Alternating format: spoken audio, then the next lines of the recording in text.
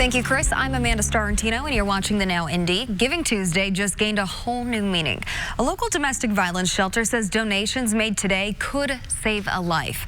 RTV6's Troy Washington is working for you to explain just how far those funds go.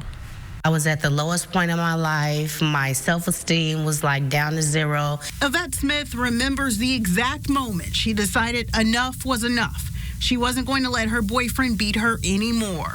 My daughter has seen so much. The look on her face the day that he threw all of our stuff out in the middle of the street, she like just broke down. Seeing her teenage daughter in pain gave her the push to leave, but she had nowhere to turn.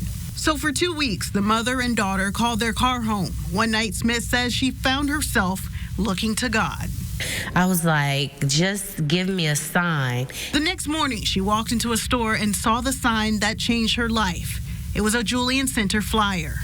It was just like the lights went on, and I was like, I'm going to call this number. This Giving Tuesday, Smith remembers that dark moment that made this bright one possible after picking up the phone and calling the Julian Center. I'm a survivor because of them.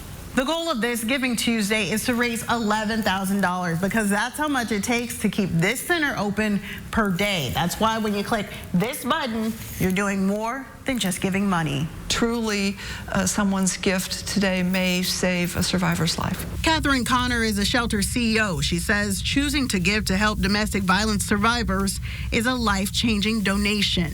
You're giving the gift of independence. The money given covers food. It makes sure survivors have the money they need to travel to make it to where they need to go. It also covers counseling to start towards the road to recovery and hope. When I got here, they treated me as if I had already won the battle. 6 months later, Smith is ready to step out on her own with a much different stride than before. Reporting downtown, Troy Washington, RTV6.